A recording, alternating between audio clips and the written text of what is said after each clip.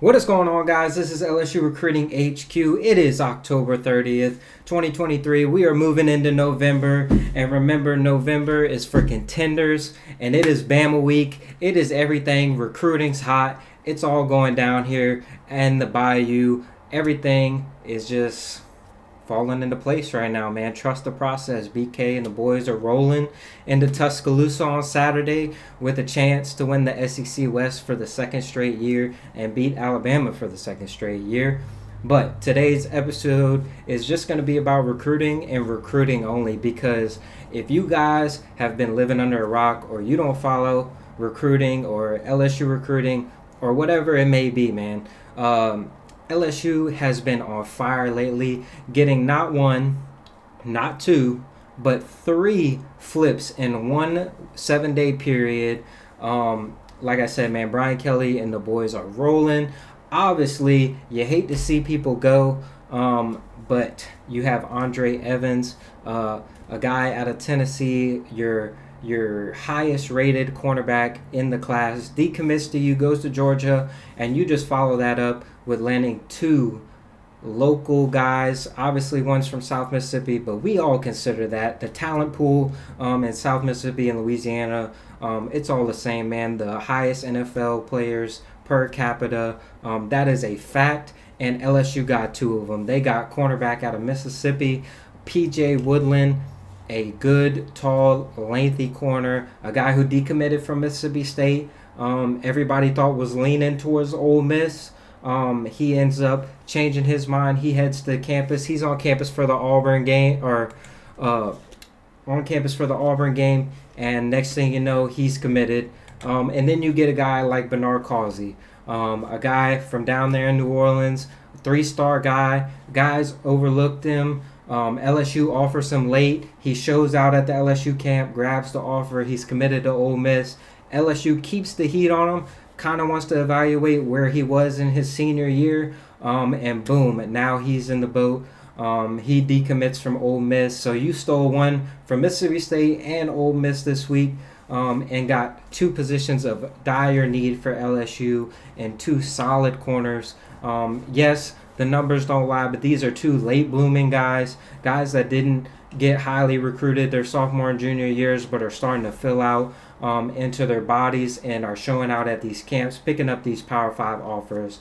I'm always one who goes by the offer sheet, not by the star rating. And if you see the offer list for both of these guys, they had offers from all over the country. P.J. Woodland was on his way to visit Alabama the weekend he ended up coming to LSU instead.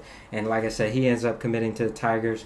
But the biggest bombshell of the week had to been big bad Brad Davis landing a 5-star out of the state of Texas, Beaumont, Texas. 5-star offensive tackle Weston Davis flipped his commitment from Texas A&M to LSU on Thursday night, and this is huge news for the Tigers as they continue to recruit offensive linemen at a tremendously high level. This will now be the third class in a row where if Weston Davis ends up signing with LSU, which by all means it sounds like he's kind of in there, and he's not really looking anymore, the chances of him flipping back to Texas A&M are very small.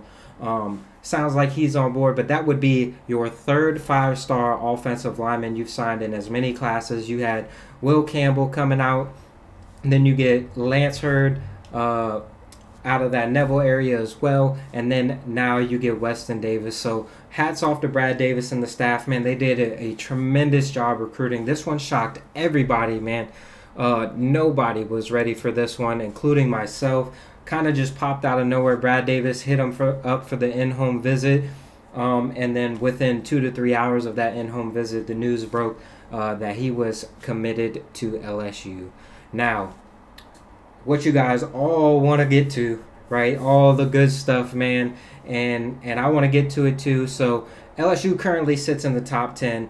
They had dropped out after the Andre Evans stuff. They had dropped out, and they bounced back up all the way to 7. I believe they're sitting at 8 right now, with a couple guys committing to other schools, bouncing them around.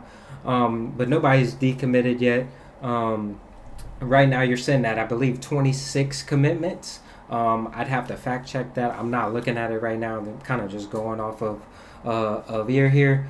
But you have guys out there like Terry Bussey. You have guys out there like Gabriel Relaford. This is what I'm gonna say, right? The coaching situation at Texas A&M is very unstable, and I believe if Texas A&M makes the move to fire Jimbo Fisher before the season's over, and they have to obviously wait to get guys in the new coaching staff in there. It's going to be tough for them to hold on to guys like that. You have guys with wandering eyes already. You have guys like Gabriel Relaford, who said LSU was his dream offer. But he's still strongly committed to Texas A&M, but LSU is pushing harder and harder every day, and that door is starting to creep a little bit open. You have guys like Terry Bussey, who committed to A&M, who looked like he was going to be a Texas A&M battle, and now he's visited LSU 2 times in the last couple months. So you have guys like that you keep just prying and prying away. And guys, I'm telling you, if there's a coaching change made, and even if there's not, the door is not closed on some of these guys. You're looking at, if you can sign some of these guys, that LSU could not only jump into and stay in that top 10 class, but you could be pushing for a top 5 class. That is how good some of these kids out of Texas are. You have guys out of Louisiana that you're still recruiting. You obviously have Dominic McKinley, who's committed to A&M. He hasn't shown much interest with any. I got a feeling until he steps foot on campus again, I wouldn't get your hopes up on that kind of stuff. But like I said, man, if that coaching staff changes, he is all about relationships, man. And if that coaching staff leaves, that leaves the door open for LSU as well. You have Draylon Miller out there, who was a former Aggie commit, who looked like he was going to flip to LSU. It sounds like he's still kind of exploring his options at the moment. But that's another huge piece of dominant wide receiver, and it helps that LSU is putting up the numbers that they are offensively right now. That you can go out there and showcase this every single weekend, what Jaden Daniels and Malik Neighbors and Brian Thomas Jr. are doing every single week. These kids want to come play in this offense. Mike Denbrock and Joe Sloan are doing a great job recruiting. And that brings me to my next point. The 2025 recruiting class, I'm going to go ahead and say it now, has the potential to be LSU's best recruiting class of all time on the offensive side of the ball. You already have the number 1 receiver in the nation committed in Decorium Moore out of Duncanville, Texas.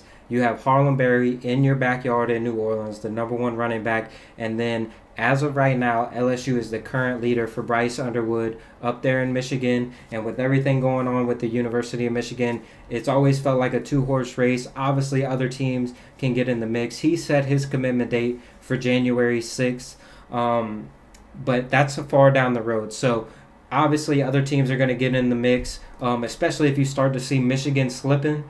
Don't be surprised if teams like Alabama, Colorado have gained a lot of interest in him as well. You always have George McIntyre as well out of Tennessee, another 5-star. LSU has put offers on 2 guys and 2 guys only, man. They pushed all their chips into one basket. They're looking at the number 1 player in the country, number 1 overall quarterback, Bryce Underwood, as the current favorite. If it was today, I'd say he'd commit to the Tigers. But like I said, man, there's a long way to go until January 6th. So don't get your hopes up. Don't be like the Colin Simmons situation where you're expecting this kid to go somewhere and he ends up going somewhere else.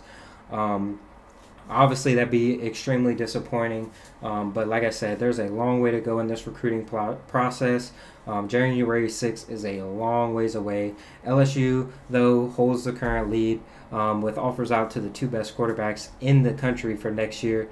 That including you guys, like I said, guys like Harlem Berry in there. The offensive line class in the state of Louisiana next year is good again. So you could easily have a class where you sign the most dominating offensive players in the high school ranks. And that would set up LSU tremendously for the future and what they want to do in the future. So, like I said, man, Brian Kelly and the boys are rolling. It's Bama week. We're going to have the preview and game breakdown later on this week. But this episode was all about recruiting, and I know that's what you guys want to hear about. So that's all I got for you guys today. Make sure you tune in later this week for the Alabama preview. It's going to be a good one. I can't wait. I'm going to be in T-Town, man, hoping the Tigers can get a dub for us. If not, it is what it is, man, but I will see you guys next time.